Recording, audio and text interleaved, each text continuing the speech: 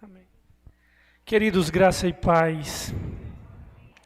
Quero reiterar aqui a satisfação imensa, o prazer enorme estar com vocês. Eu já me sinto em casa, na verdade, porque conheço algumas pessoas aqui e conheço todas no contexto missionário. Conheço todos eles no contexto do sertão, de plantação de igreja. E eu quero agradecer o carinho do pastor Alex, a confiança. E também, irmãos, agradecer a Paulinho, a Renata. Renata Masterchef fez uma comida maravilhosa, não foi? Está aprovado. Deus abençoe, irmã. Muito obrigado pela acolhida e o carinho. Queridos, abra a sua Bíblia, por favor, em Romanos capítulo 1. Romanos capítulo 1. Nós iremos meditar dos versos 13 até o versículo de número 18. Romanos capítulo 1, versículo 13 até o versículo 18.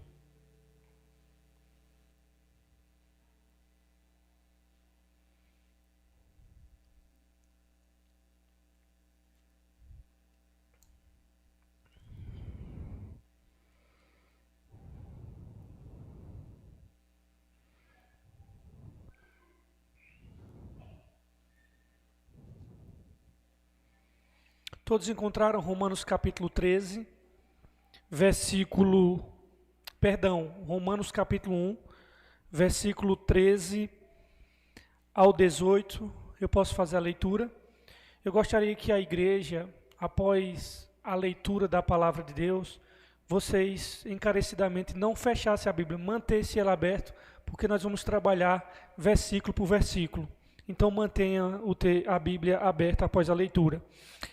Diz assim a santa palavra de Deus: quero que vocês saibam, irmãos, que muitas vezes planejei visitá-los, mas fui impedido até agora. Meu propósito é colher algum fruto entre vocês, assim como tenho colhido entre os demais gentios. Sou devedor tanto a gregos como a bárbaros, tanto a sábios como a ignorantes. Por isso estou disposto a pregar o Evangelho também a vocês que estão em Roma. Não me envergonho do Evangelho, porque é o poder de Deus para a salvação de todo aquele que crê. Primeiro do judeu, depois do grego. Porque no Evangelho é revelado a justiça de Deus, uma justiça que é do princípio ao fim, é pela fé. Como está escrito, o justo viverá pela fé. Portanto, a ira de Deus é revelada dos céus contra toda a impiedade e injustiça dos homens, que suprimem a verdade pela injustiça. Queridos, hoje eu quero trabalhar com vocês sobre o plano de Deus e a condição do homem. O plano de Deus e a condição do homem. Nestes 6 versículos que nós acabamos de ler, nós encontramos uma declaração mais completa desse título, dessa mensagem. Porque se você notar comigo, dos versos 13 até o versículo 17, nos é apresentado o plano de Deus para o ser humano. E no versículo 18 é encontrado a condição do homem diante de Deus. Portanto, versos 13 a 17, o plano de Deus, versículo 18, a condição do homem. Se fôssemos resumir essa passagem, esse texto, em uma única frase, em uma única sentença, poderíamos dizer que o plano de Deus é enviar pregadores destemidos a povos não alcançados para mostrar o seu poder incomparável e justiça imerecida ao salvá-los de uma ira implacável. Nessa passagem, queridos irmãos, Paulo trata aqui do Evangelho. E 3 pontos aqui merecem ênfase. 3 pontos merecem destaques aqui. E quais são esses pontos?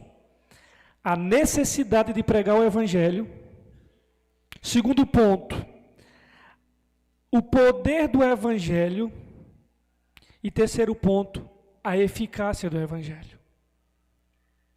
Paulo começa falando sobre a necessidade de pregar o Evangelho. E Paulo menciona 3 disposições inabaláveis do seu coração para pregar o Evangelho.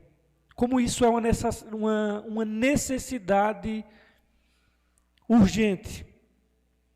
E as 3 disposições mencionadas por Paulo, que são inabaláveis em seu coração em relação ao Evangelho, é porque primeiro Paulo diz assim: eu sou devedor.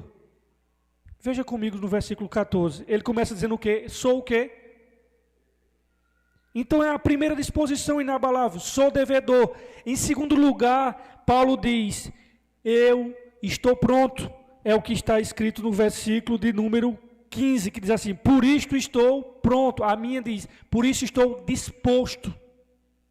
E ele fala: sou devedor no versículo 14, no versículo 15 ele diz: eu estou disposto ou eu estou pronto. E no versículo 16 ele diz uma terceira disposição inabalável do seu coração. Ele diz: eu não me envergonho. Verso 16. Não me envergonho de quê, irmãos? Então, sou devedor, versículo 14, estou pronto e não me envergonho. Temos aqui, irmãos, 3 verdades. A primeira delas, a obrigação do Evangelho. Sou devedor. A segunda, a dedicação do Evangelho. Eu estou pronto, eu estou disposto. E a terceira, a inspiração do Evangelho. Eu não me envergonho. Paulo, ele é devedor como servo, está pronto como apóstolo e não se envergonha do Evangelho como alguém que foi separado para o Evangelho de Deus. Eu pergunto, você está pronto, irmãos? Você está pronto para pregar o Evangelho? Em primeiro lugar, eu quero destacar quando Paulo diz: estou pronto para pregar o Evangelho. Versos 15. Por isso estou disposto a pregar o Evangelho também a vocês que estão em Roma. Irmãos, Paulo sempre esteve disposto para pregar o Evangelho.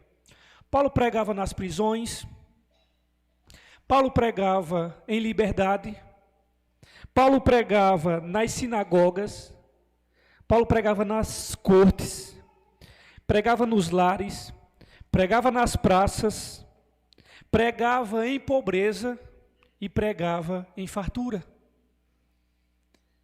Ele chegou a dizer: ai de mim se não pregar o Evangelho, conforme está escrito em 1 Coríntios, capítulo 9, versículo 16. Pregar o Evangelho era a sua paixão, era o que queimava o seu coração. Ele mesmo fez do Evangelho a razão de sua vida. Falando aos presbíteros de Éfeso, lá em Atos, quando ele vai se despedir, Paulo declarou: em nada considero a minha vida por preciosa para mim mesmo, contanto que complete a minha carreira e o ministério que recebi do Senhor Jesus para testemunhar do Evangelho da graça de Deus. Irmãos, entenda bem, o Evangelho é o evento mais decisivo da história do mundo.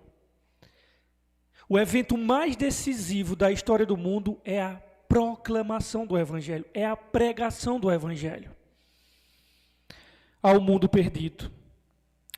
E eu quero dizer a vocês que a pregação do Evangelho de Jesus Cristo, ela que faz, que instaura no processo do desenvolvimento dessa história humana, uma história sobrenatural, e inaugura neste reino dos homens o reino de Deus.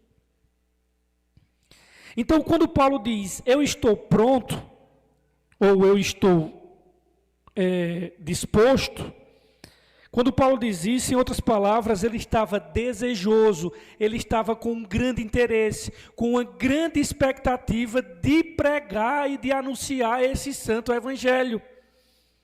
Uma vontade intensa, ou uma incessante expectativa de anunciar esse evangelho. Irmãos, Paulo aqui é como um cachorro puxando com força a coleira do seu dono, tentando perseguir todos os animais com o latido do evangelho. E ele está prosseguindo com o evangelho.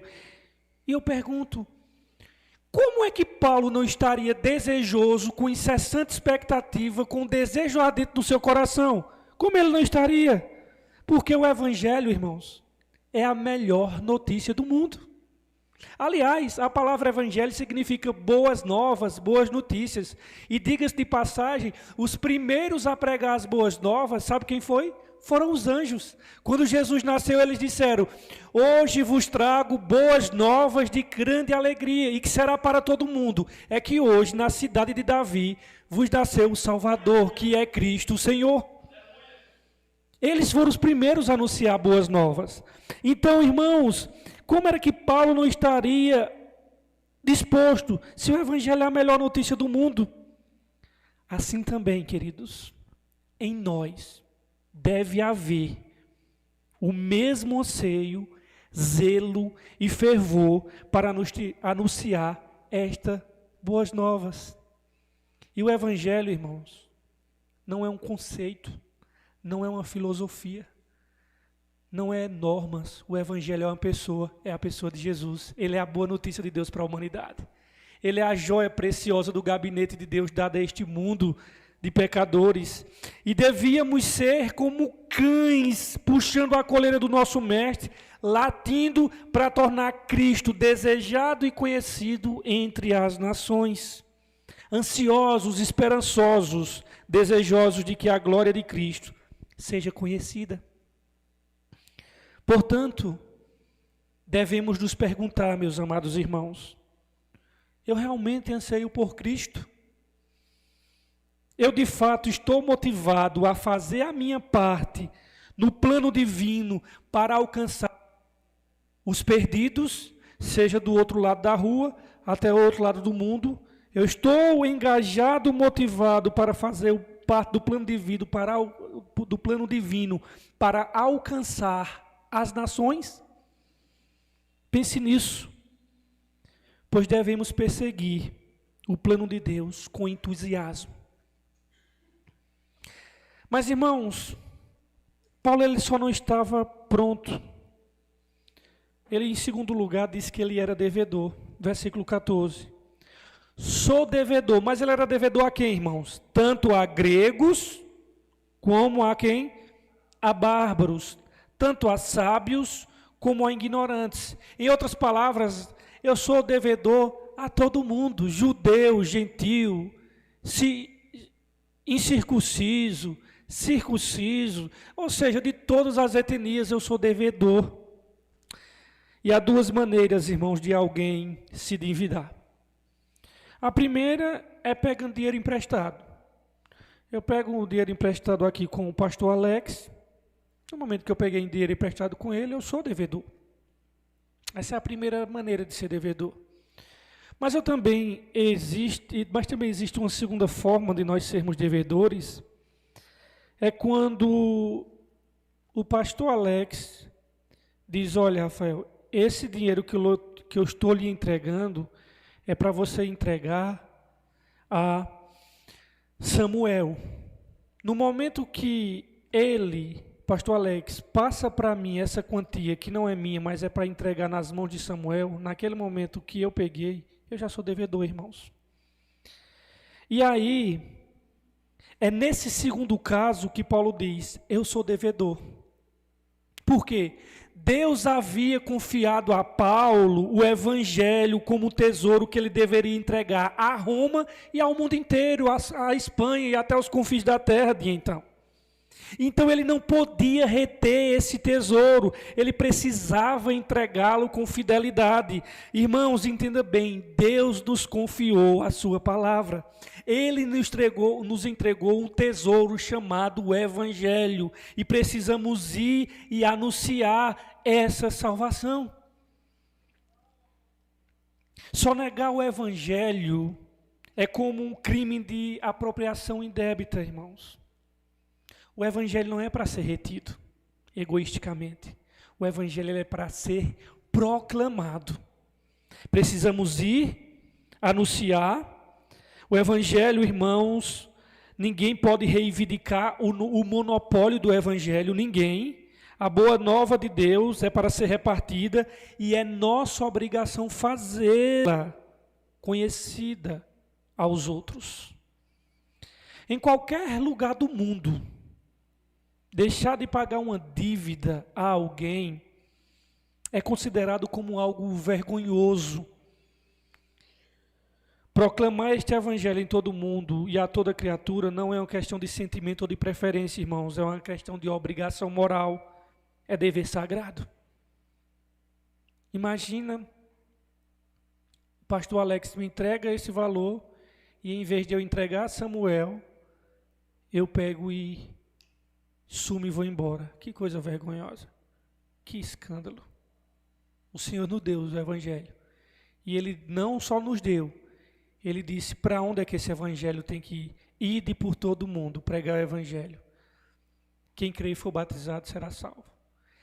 Ide por todo mundo, fazei discípulo de todas as nações, batizando-os em nome do Pai, do Filho e do Espírito Santo. Mas existe uma terceira coisa. Paulo estava pronto, Paulo era devedor, mas no verso 16, ele diz, eu não me envergonho. Versos 16, não me envergonho do evangelho, porque é o poder de Deus para a salvação de todo aquele que crê, primeiro do judeu, depois do grego. Ele não se envergonha do evangelho. Por que ele não se envergonha? Porque este evangelho é o poder de Deus. Portanto, como alguém envergonha de algo que contém poder divino? Se o evangelho é o poder de Deus e Deus é onipotente, então o evangelho é o evangelho da onipotência. Como ficar envergonhado com uma mensagem que traz vidas aos mortos, salvação aos perdidos, libertação aos cativos, perdão aos condenados? Ninguém pode ficar envergonhado com isso. A gente, na verdade, se gloria dessa mensagem. O poder de Deus no evangelho torna Paulo forte e corajoso e ousado e intrépido. Irmãos, Paulo, quando ele diz, olha, o evangelho é o poder de Deus, ele não está falando de algo que ele também não tem experimentado. E o apóstolo Paulo, ele provou do evangelho, ele viu o evangelho e ele sentiu a demonstração do poder do evangelho na vida dele. Porque quando Paulo estava indo no caminho de Damasco, não era para cultuar não, irmãos. Eles não estavam vindo lá para fazer seminário de teologia, não. Eles estavam vindo lá para perseguir e matar os cristãos. E no meio do caminho, quem aparece para ele? O Cristo do Evangelho. E Paulo, ele sente naquele confronto que, na verdade, ele está vindo matar os cristãos. Ele recebe uma patada do leão de Judá na caixa dos peitos, que ele ficou doido o resto da vida. E deixou marcas indeléveis da garra do leão de Judá no coração de Paulo. E ele disse, é o poder de Deus. Irmãos, consequentemente, ele sabendo disso, ele não se envergonha. E por esta razão ele anseia falar dessa mensagem. É o poder de Deus. Paulo não estava buscando Cristo. Cristo buscou Paulo, irmãos. Isso quer dizer que Paulo se gloria no evangelho e considera alta honra proclamá-lo. A origem do evangelho não é a palavra de César. A origem do evangelho é do Filho de Deus, irmãos. Aqui não é a palavra de Quírios, dos Césares romanos. Aqui é a palavra do Senhor da glória. O evangelho ele não emana da terra. mas ele vem dos céus. O evangelho não procede dos homens, mas de Deus. Não é fruto do pensamento e da lucubração humana. O evangelho é fruto da revelação divina. E Paulo sabia que esse evangelho era poderoso. Porque quando ele foi preso, quando ele passou 2 anos preso, por ordem dos romanos, o que era que acontecia? Colocava soldados romanos para ficar ao lado de Paulo, eles cumpriam o seu turno, entrava mais outros soldados, cumpriam o seu turno, e entrava mais outros, e Paulo fazia o quê? Tome pregar o evangelho, tome anunciar as boas novas para os soldados, e pregando o evangelho, e tome pregar o evangelho. Depois de muito tempo, quando ele escreve a carta aos filipenses, o que é que ele diz? E ele estava preso. Ele diz assim: olha, os da casa de César, está dizendo, paz do Senhor, irmão, os da casa de César, os daqui da casa de César vos saúdam, ou seja, já estava mandando beijinho, paz do Senhor, varão, ou seja, César botou diante de Paulo a plateia dele, e o que deu foi convertidos ao evangelho, porque esse evangelho, ele é o poder de Deus.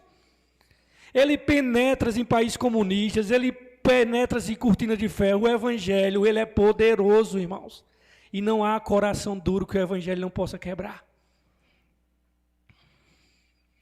E aí, o evangelho tem um poder irresistível. Este evangelho é o da onipotência divina, operando para a salvação. O evangelho é o poder de Deus e ele pode todas as coisas. Ninguém é capaz de resistir o seu poder, ele pode todas as coisas. E ninguém é capaz de resistir porque ele pode tudo quanto ele quer. E assim o evangelho, ele é irresistível, ninguém se envergonha do que é poderoso, ninguém precisa ficar constrangido quando tem posse de algo que é onipotente. A gente se envergonha de fraqueza, é de limitação. O evangelho é o poder de Deus. Comparado, irmãos, ao poder de Deus, quão frágil era o poder de Roma, no qual Paulo estava inserido, e a quem ele escreve aos romanos. Ele diz, esse evangelho é o poder de Deus. O Império Romano, irmãos, está em ruínas. E o evangelho, aqui, alcançou o povo aqui da Paraíba. Ele continua, irmão, soberano. E aí, meus queridos, comparado ao evangelho, qualquer hoste terrena é frágil e não aguenta o poder do evangelho.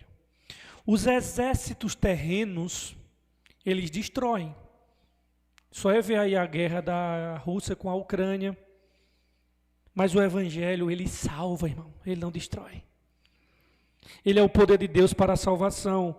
O evangelho é o único poder capaz de salvar o pecador. Por isso que Paulo diz que não se envergonha dele, porque ele é o poder de Deus, não é para a destruição. Ele é o poder de Deus para a salvação. O evangelho é o poder de Deus para livrar o homem da ira vindoura. Como disse João Batista, é necessário fugir da ira vindoura. Irmãos, mas o evangelho ele não só é o poder de Deus onipotente para livrar o homem da ira vindoura, mas ele é também poderoso para reintegrá-lo, ou seja, reintegrar o homem àquela glória da qual o pecado havia destituído. Porque Romanos 3,23 diz que todos pecaram e destituídos estão da glória de Deus. Então o evangelho é o poder de Deus porque ele reintegra o homem à glória da qual ele se havia destituído, separados, banidos. O evangelho livra o homem da condenação eterna e concede-lhe vida eterna. Ser salvo, irmãos, significa ser emancipado do maior mal a receber posse do maior bem. Não há salvação fora do evangelho. Sabe por quê? Porque o evangelho é Jesus. Jesus é o evangelho. E não há esperança para o pecador sem o Evangelho. O Evangelho é a mente de Deus, da graça salvadora de Deus e do perdão infinito. O Evangelho é Deus amando o pecador, é o justo perdoando o culpado, é a porta do céu, escancarando-se para o perdido, é a vida sendo oferecida aos mortos em seus delitos e pecados. E meus queridos, o Evangelho, diferentemente de que muitas pessoas dizem que virou até um jargão no nosso meio, que dizem assim, e eu acho que vocês já ouviram isso: pregue o Evangelho com a vida. Se necessário for, use palavras. Isso é heresia, irmãos. O Evangelho ele é uma mensagem, ele é uma notícia. Eu não estou dizendo aqui que o remido ele não tenha que dar bom comportamento, ele não tenha que viver uma vida em conduta ao Evangelho, mas digo uma coisa: o Evangelho é uma notícia. E a notícia não vai dar por meio do comportamento. O Evangelho ele é para ser proclamado. E a nossa vida tem que condizer com aquilo que nós proclamamos. Mas essa história de que pregue com a vida, se necessário use palavras, não é assim que a palavra nos ensina. Nós precisamos proclamar a palavra, pregar o Evangelho. E interessante que no próprio versículo 16, Paulo diz que o Evangelho é o poder de Deus apenas para os que creem. Isso significa que há uma limitação imposta pelo próprio Evangelho. O Evangelho não salva a todos, não porque não haja poder nele para salvar, mas porque aprove a Deus que experimente esse poder apenas os que creem. Olha o que Jesus disse lá em João 3,16, que Deus amou quem? O mundo. Olha que imensidão o amor de Deus. Mas ao mesmo tempo os limites da salvação estão bem estabelecidos. Ele amou o mundo para que todo aquele que o quê? Que for bonzinho, para todo religioso, quem faz boas obras, ateu seja. Não, para todo aquele que crê. Então o próprio Evangelho ele limita, mas não limita por falta de poder. É porque aprove a Deus que só é salvo apenas os que creem. A fé é a condição sine qua non, indispensável para a salvação. E é por ela que recebemos esse presente. Entretanto, a salvação não é universal. Ou seja, ela destina-se a todo aquele que crê. Destina-se tanto a judeu quanto a grego. Não existem duas formas de salvação, somente uma. Tanto para judeus quanto para gentios, o justo viverá pela fé. Seja judeu ou gentio, todos os que são salvos da mesma maneira, isto é, pela fé. E aí o apóstolo Paulo fala que o Evangelho revela a justiça de Deus imputada a nós. Versos 17. Porque no Evangelho é revelada a justiça de Deus, uma justiça que do princípio ao fim é pela fé. Como está escrito, o justo viverá pela fé. Irmãos, quando Paulo ele diz aqui que no Evangelho é revelado a justiça de Deus, Paulo não está falando simplesmente do atributo da justiça, do fato de Deus ser justo. Ele não está falando apenas do simples atributo de Deus ser um Deus justo. Porque se só fosse isso mesmo, isso é a própria sentença para a nossa condenação. Mas quando ele fala que no Evangelho se descobre a justiça de Deus, Paulo está falando da justiça justificadora. Da justiça de Cristo que nos é imputada. A manifestação suprema da justiça pessoal de Deus se revela na cruz de Cristo. Quando Deus o apresentou como sacrifício para propiciação, que é aquele sacrifício que aplaca a ira de Deus, ele o fez para demonstrar a sua justiça, para que ele, Deus, seja o justo e o justificador daquele que tem fé em Jesus. A justiça de Deus, que se revela no Evangelho, de acordo com os versos 17, é a justiça de Cristo imputada a nós. Essa justiça é uma dádiva de Deus e não uma conquista humana. O que é a doutrina da justificação? Ela está ligada com a doutrina da imputação. Se a doutrina da justificação ela vem do termo forense dos tribunais, a doutrina da imputação ela vem do termo comercial. Deus pegou o nosso pecado e imputou a Cristo, e a justiça de Cristo ele imputou a nós. Ou seja, o meu pecado em Jesus é perdão, a justiça de Cristo em mim é justificação. Deus pega os nossos pecados e coloca na conta de Cristo, faz um pix dos nossos pecados para a conta de Cristo. E em decorrência disso, ele pagou o preço na cruz. Nós não devíamos nada a Deus, mas também não tínhamos nenhuma justiça. E o que é que Deus faz? Ele transfere todo o crédito da justiça de Jesus e coloca na nossa conta. E aí nós somos justificados. O manto da justiça da graça de Cristo foi colocado sobre nós. E o que é que podíamos fazer? Nada. E o que não podíamos fazer, Deus fez por nós em Cristo Jesus. Ele veio ao mundo como nosso fiador, como nosso representante, como nosso substituto. Quando ele estava lá na cruz do Calvário, Deus o fez cair sobre ele a iniquidade de todos nós. Irmãos, ele foi ferido de Deus, diz Isaías no capítulo 53. Deus o fez o enfermar e naquele momento ele se tornou pecado por nós. Ele foi feito maldição por nós. É isso que está escrito 700 anos no capítulo 53, verso 6 de Isaías. O castigo que nos traz a paz estava sobre ele, e pelas suas pisaduras fomos sarados.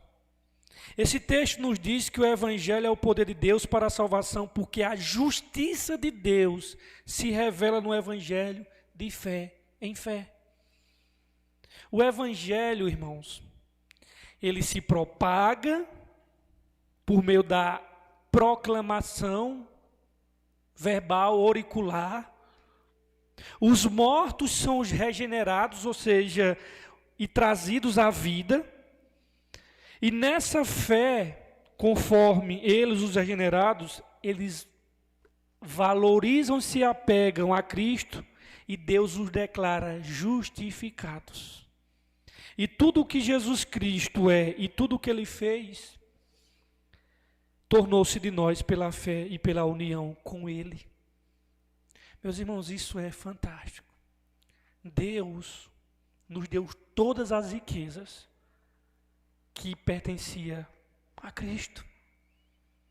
Vocês entendem, irmãos, isso daí? Essas séries de orações explicativas aqui nesses versos que nós estamos lendo formam uma espécie de reação em cadeia. É uma consequência em cadeias aqui. Por estar confiante no poder do Evangelho, a consequência lógica e necessária é que Paulo não se envergonha. E por ele não se envergonhar, ele anseia falar dessa mensagem. Então essas orações nesses 2 versículos são como um lançamento de cargas explosivas, disparando uma após outras. Elas são como bombas explodindo em sequência, destruindo toda a indiferença, apatia e vergonha. Então, irmãos, se estamos com vergonha ou sem ânimo algum, essa reação em cadeia falhou. Falhamos ou em entender a justiça de Deus revelada no Evangelho, ou em compreender o Evangelho, que é o poder de Deus para a salvação, ou até mesmo em perceber a ousadia que vem do ministério da pregação sobre o poder de Deus. Se ansiamos, meus irmãos, pregar o Evangelho às nações, aos perdidos, então precisamos descobrir qual a bomba não explodiu em nosso pensamento e em nossas afeições, e precisamos acender o pavio. Porque Deus não nos deu o espírito de covardia, mas de intrepidez. Irmãos, quando nós temos uma notícia boa, quem é que se controla? Quer ligar? Alguém que estudou muito, muito e passou no curso da Federal de Medicina, ele consegue ficar calado? Meu amigo, ele liga para pai, para mãe, para amigo, joga no Instagram, joga em todas as mídias, ele quer mostrar ao mundo essa notícia maravilhosa. Passei no concurso que eu sempre estudei, ele não aguenta. O maior castigo é dizer, tu vai ficar calado. Ele morre, mas não quer ficar calado. Irmãos, nós temos uma notícia melhor do que isso. Nós temos a notícia do universo. O Filho de Deus veio salvar pecadores da perdição eterna. Meus irmãos, entenda bem, meus irmãos. Deus, pela sua graça comum, Ele distribui habilidades a seres humanos, Ele vocaciona médicos, vocaciona bombeiros.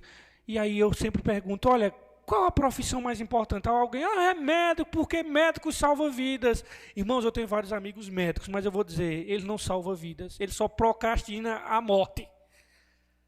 Ele só vai adiar uma coisa que é certa, a sua morte. Mas é uma profissão maravilhosa. Alguns dizem, não, bombeiro é maravilhoso, porque apaga o fogo e socorre as pessoas que estão ali dentro. Outros dizem, não, é professor, porque sem professor não existia bombeiro, nem médico, nem tudo.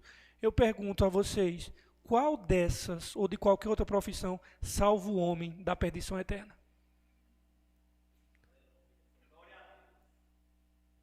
O maior ministério é ser arauto das boas novas, porque ele trata das questões eternas do ser humano. É missionário, pastor, evangelista, todo aquele que é de Cristo. Ele tem essa mensagem, irmão, maravilhosa, e mais importante, ela tem essa notícia urgente, que é as boas novas do evangelho. Irmãos, este é o plano de Deus, enviar pregadores que não se envergonham para alcançar povos não engajados com o poder incomparável de Deus e a justiça imerecida da salvação. Esse é o plano de Deus. Mas nós vamos fechar com a condição do homem. Qual é a condição do homem? O verso 18 vai nos dizer qual é a condição do homem. Portanto, a ira de Deus é revelada dos céus contra toda impiedade e injustiça dos homens, que suprimem a verdade pela injustiça. Por que o plano da salvação seria tão necessário? Por que é que Deus chamou Paulo? Por que é que Deus nos chamou para irmos e pregarmos o evangelho às pessoas que não conhecemos e que também não conhecem a Cristo? Se você observar o versículo 18, ele começa com oração explicativa, e essa oração existe por duas razões. Primeiro, porque ele já tem explicado nos versos 17 que os justos vivem por quê? Pela fé. Os justos vivem pela... Agora a pergunta é, tá certo, os justos vivem pela fé, mas por que é que os justos vivem pela fé? Porque, irmãos, todos os outros meios de tentar viver diante de Deus terminam em ira de Deus. Manda o ser humano tentar viver diante de Deus pelas obras, para ver o que é que vai terminar em ira de Deus. Manda o ser humano tentar viver diante de Deus calcado em uma religião, todos os outros meios de viver diante de Deus, irmãos, terminam em ira de Deus. Sem a justiça de Deus no Evangelho, o homem continua tentando fazer sua própria justiça. E isso é uma afronta à justiça de Deus revelada no Evangelho. O homem que tenta viver diante de Deus, estabelecendo sua própria justiça, justiça, aliás, que Isaías vai dizer para nós, que as nossas justiças diante de Deus são como trapos da mais pura imundícia. Ninguém banca viver diante de Deus por outro meio que não seja pela fé em Cristo. Vai terminar em ira. Diante de um Deus infinitamente santo, a pessoa sem fé, querer viver diante de Deus, os nossos melhores esforços de purificação são imundos. Eles são apenas tentativas fracassadas de autojustificação. E aqui eu quero dizer uma coisa a você. Só quem é justificado pela fé é quem não tem mais justificativa para os seus pecados. Enquanto alguém tiver justificativa para os seus pecados, ele nunca vai ser justificado pela fé. A justificação pela fé é quem mais não tem justificativas para os seus pecados e diz assim: eu preciso de um Salvador. Enquanto nós tivermos justificativas para os nossos pecados, nós jamais seremos justificados pela fé. Isso significa, irmãos, que quando tentamos ser bons com o objetivo de sermos justificados, tudo o que acabamos fazendo é provocar a ira de Deus. Precisamos de uma justiça externa. É por isso que Paulo explica no versículo 18, ele já tinha falado no versículo 17 que os justos viverão pela fé, mas ele diz que, agora no versículo 18, que a ira de Deus se manifesta dos céus sobre toda a impiedade e injustiça dos homens. A segunda razão pela qual Paulo começa com a ira de Deus é porque ele não se envergonha do Evangelho. E por não sentir vergonha do Evangelho, Paulo não tem vergonha de uma doutrina essencial. Qual? A ira de Deus. Irmãos, vocês perceberam que Paulo ele se move suavemente dos versos 17, onde ele falou da justificação pela fé, para o versículo 18, onde ele fala sobre a ira de Deus. Mas ele faz isso pulando da justificação pela fé para a devastação da ira, sem constrangimento ou lamentações e sem pedir perdão, sem querer ser politicamente correto, sem se envergonhar ou sem se desculpar. Paulo não se envergonha da verdade bíblica de que Deus é um Deus de ira para com os pecadores. Na verdade, não é só Paulo não, irmão. Todos os autores inspirados por Deus da Bíblia não se envergonham da ira de Deus. Mas vocês já perceberam que agora os pregadores modernos não querem falar do inferno e até estão negando ele? Está sendo um inferno para os pregadores falar do inferno. Só que Paulo não se comporta assim. E nem pede e nem tem vergonha disso. A pregação de hoje é deficiente em muitos pontos, mas não há nenhum ponto, pelo menos hoje, em que ela seja mais evidentemente inadequada e até mesmo explicitamente contrária aos ensinamentos do Novo Testamento do que nós negligenciarmos para o mundo aí fora a doutrina da ira de Deus. Vocês sabem agora, né, que um pregador famoso aí disse que não crê que Deus seja um Deus consumidor e que ele não vai mandar ninguém para o inferno. Vocês sabem, qual é aquele que atualiza a página é F12, que atualiza F5. Pronto, vocês sabem o F5 que diz que tinha que atualizar a Bíblia, né? Vocês sabem o que eu estou dizendo. O F5 lá de São Paulo, que diz que tem que atualizar. Ele gosta de atualizar, é o F5.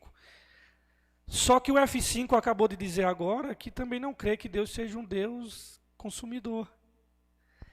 Mas, irmãos, ainda bem que nós temos compromisso com a palavra de Deus e não com o F5. Nós cremos no Evangelho de Paulo aqui. A pregação de hoje é deficiente. A ira de Deus é um ensino bíblico dominante e é ponto em Romanos, no qual Paulo começa com a exposição formal do Evangelho. A ira de Deus se revela desde os céus. No entanto, se nós julgarmos pela maioria das formas contemporâneas de cristianismo, a ira de Deus é uma doutrina para eles, sem importância, o que é uma vergonha, uma percepção totalmente errada que qualquer cristão esclarecido deveria abandonar. É assim que eles pensam.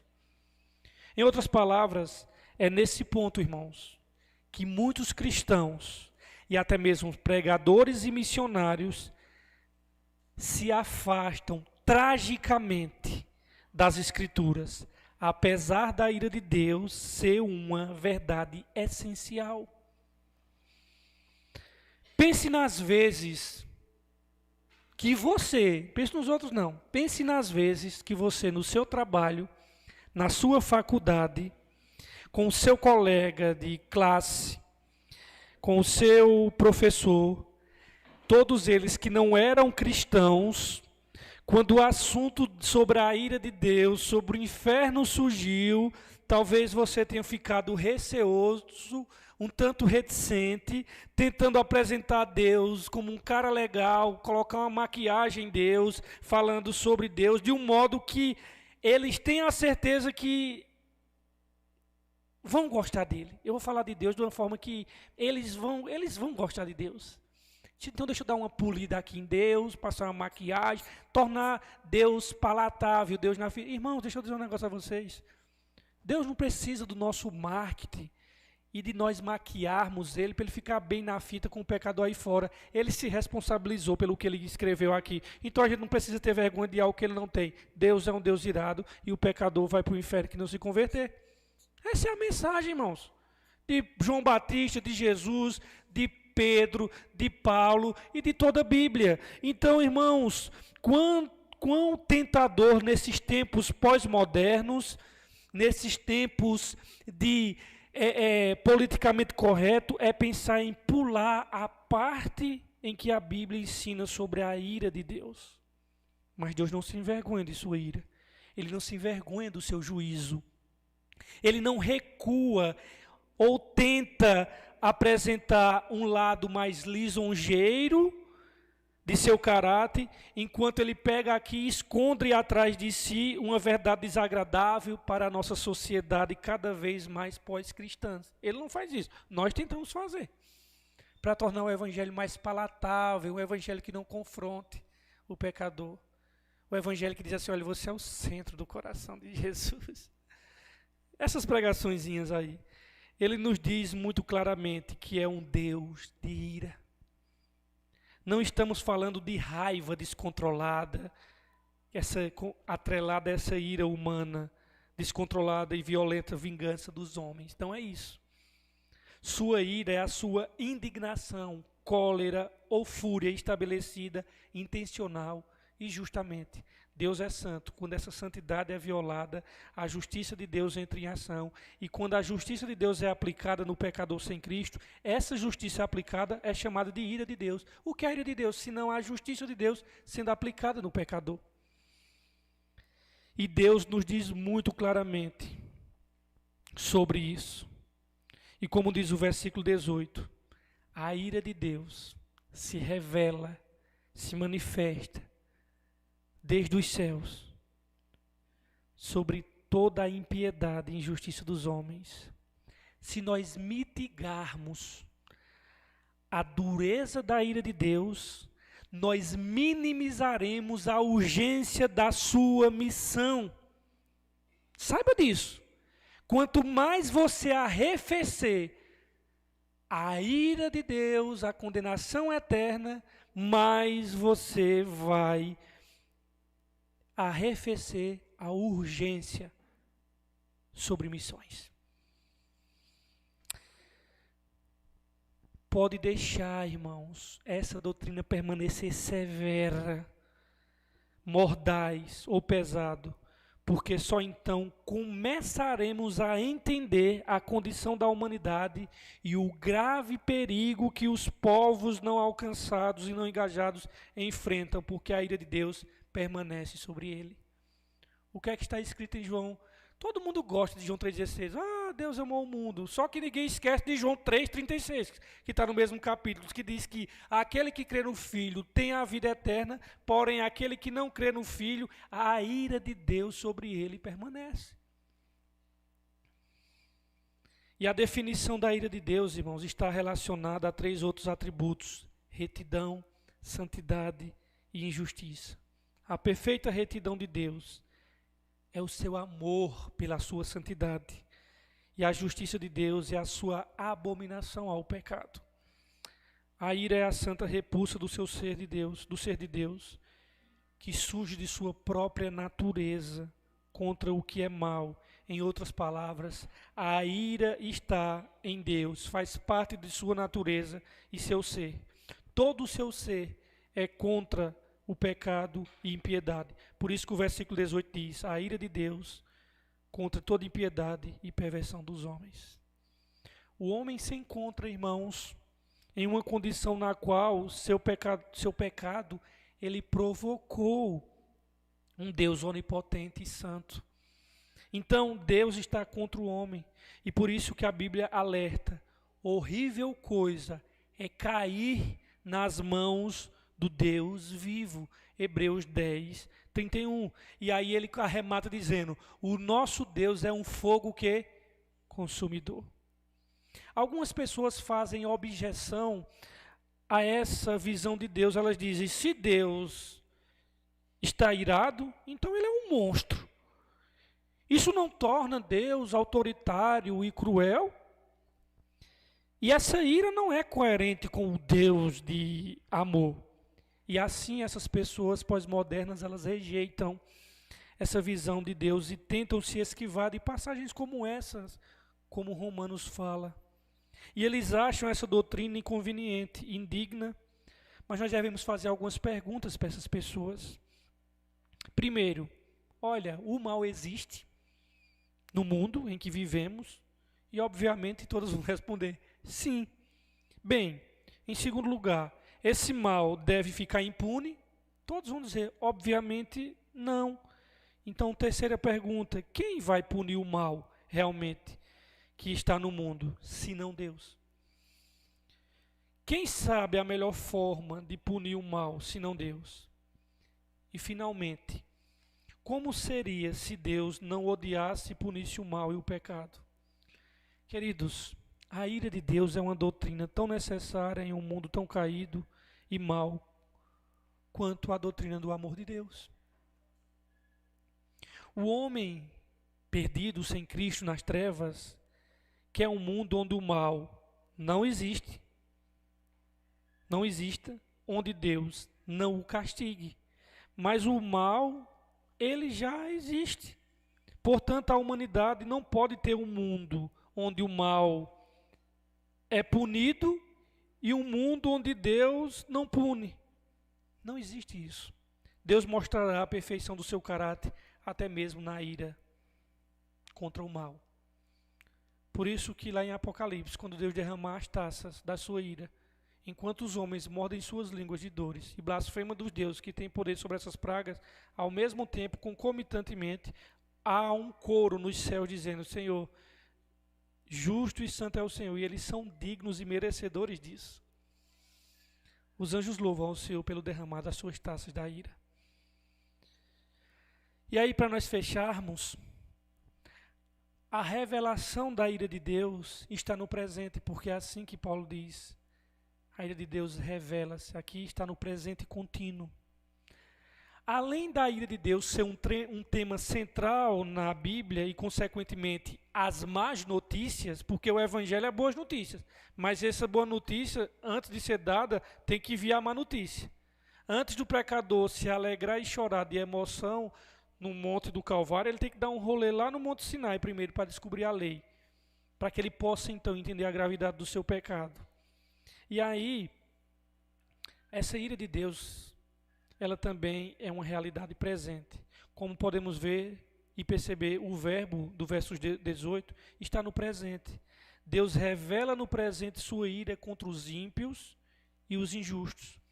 No Antigo Testamento, irmãos, no Antigo Testamento, mais de 600 passagens importantes sobre o assunto.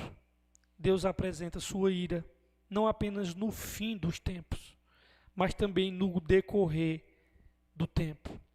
Irmãos, nós não temos tempo para falar sobre o dilúvio. O dilúvio foi o quê? Nós também não temos tempo para falar quando a ira de Deus contra a iniquidade contínua dos homens, Deus destruiu todo mundo no dilúvio, irmãos, exceto 8 almas. Não temos tempo para recontar a história de Sodoma e Gomorra, cidades cuja maldade alcançou os céus, e Deus destruiu todas elas, exceto 3 almas. E o que falarmos sobre a peregrinação no deserto, onde Deus destruiu toda uma geração de Israel, e apenas 2 almas entraram na terra prometida? E o que falar de Nadab e Abiú, consumidos por oferecer fogo estranho. Uma das coisas mais impressionantes sobre a Bíblia é o vigor com que ambos os testamentos enfatizam a realidade e o terror da ira de Deus. A ira de Deus revelada agora na história humana é apenas uma prévia de sua ira total e final derramada por toda a eternidade. Aqui mesmo em Romanos, não precisa abrir, no capítulo 2, Paulo diz: mas segundo a tua dureza e o coração impenitentes, acumulas contra ti mesmo ira para o dia da ira e da revelação do justo juízo de Deus. E isso, irmãos, está acontecendo neste momento. Enquanto você está nessa noite aqui, escutando a palavra de Deus, teve o privilégio de participar da Santa Ceia do Senhor, e você foi alcançado por Deus, existem cerca de 6.000 povos não alcançados e 3.000 não engajados que vivem suas vidas diárias acumulando a ira divina a cada instante. E quando dizemos que há mais de 6.000 povos não alcançados e 3.000 povos não engajados, estamos nos referindo, irmãos, a quase 3 bilhões de pessoas. Estamos nos referindo a mais de 40% da população mundial. Pais, mães, filhos e filhas indo para a eternidade sem Jesus. Irmãos, a única coisa que afasta a ira de Deus de uma pessoa, sabe quem é? Jesus. Jesus é o único que afasta a ira de Deus de uma pessoa. Deus tem um povo, irmãos, em meio a todas as nações. Deus tem um povo entre todas aquelas nações a quem Ele não destinou a ira. Mas a fé no Senhor Jesus Cristo, Ele destinou essas pessoas. E eles só chegarão e escaparão da ira se formos a eles e proclamarmos a mensagem do Evangelho. Irmãos, queremos muito mais pessoas em outras nações. E saiba, irmãos, ainda tem lugar à mesa para os pecadores aí fora. Não esgotou o espaço na mesa do Senhor. Vamos chamar os aleijados, os coxos para o grande banquete da graça de Deus. O rei conclama todos os aleijados, cegos, coxos, mendigos, todos. Há espaço na mesa do Senhor, irmãos. O banquete da graça está esperando os pecadores. E Jesus diz a todos nós: saiam nas ruas, nos becos e nas vielas e chamem eles para a festa. A ira de Deus custará a vida de alguém, irmãos. Isso custará aos povos não alcançados suas vidas por toda a eternidade, ou custará a nós, cristãos, nossas vidas terrenas no serviço missionário? É isso que eu pergunto. E aí? Vocês vão deixar custar, nós vamos deixar custar a eternidade dessas pessoas durante toda a eternidade? Ou nós vamos fazer que custe nossas vidas terrenas, efêmeras, que daqui a pouco vai acabar, no serviço do reino de Deus? Ousaremos, irmãos, permanecermos apaixonados por nossas vidas neste mundo e recuaremos enquanto 3 bilhões de pessoas perdem suas almas e suas vidas no mundo por vir? Irmãos, nós não podemos fazer isso. Olha, deixa eu dizer uma coisa aqui a vocês. O Evangelho, ele é boa notícia. Mas o Evangelho é só uma boa notícia se chegar a tempo. Ele é só uma boa notícia se ele chegar a tempo.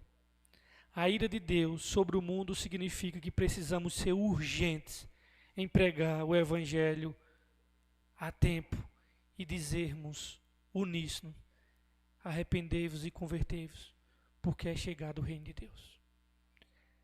É necessário fugir da ira vindoura. E para fechar, irmãos, eu só quero dizer uma coisa aqui a vocês. Do que é o Evangelho? Imagine um pai, uma mãe, que tem um filho único, aquele filho é o deleite dos seus pais, a alegria do coração dos seus pais. Um filho exemplar que encanta toda a família, toda a vizinhança e todos que o conhecem. Um filho que cuida dos pais, um filho provedor, um filho que honra os pais, um filho com hombridade, que todos que o conhecem se apaixonam por ele. E de repente esse filho se depara com um bandido, e o bandido diz assim: além de assaltar você, eu vou tirar a sua vida. E ele vai dar um tiro no rosto daquele filho, aquele filho amado. E aí, meus irmãos, dias depois, a mãe encontra aquele assassino e diz: foi você que matou o único filho que eu tinha. Vem aqui. Pega ele, leva aquele assassino na casa dele, abre e diz: aqui era a casa do meu filho. Entra com ele, abre a porta do quarto e diz: aqui era o quarto que ele dormia. E eu quero dizer agora que toda essa casa e a herança que eu tinha para ele vai ficar para você. E você diz assim: que coisa chocante, como é que uma mãe encontra o assassino do único filho que ela tinha e ela chama, põe ele dentro da própria casa e ainda diz que a herança que era do filho dela, que ele matou, vai ficar para aquele assassino. Irmãos, é exatamente isso que o Evangelho fez. Nós matamos Jesus, irmãos. E o que é que Deus fez conosco? Ele nos pegou e nos tornou herdeiros de Deus e co-herdeiros com Cristo. Essa é a mensagem chocante do Evangelho. Nós fomos os assassinos do Filho de Deus. E Deus nos chamou para o lar celestial e disse: tudo o que pertence ao meu filho é de vocês agora. Que Deus nos abençoe.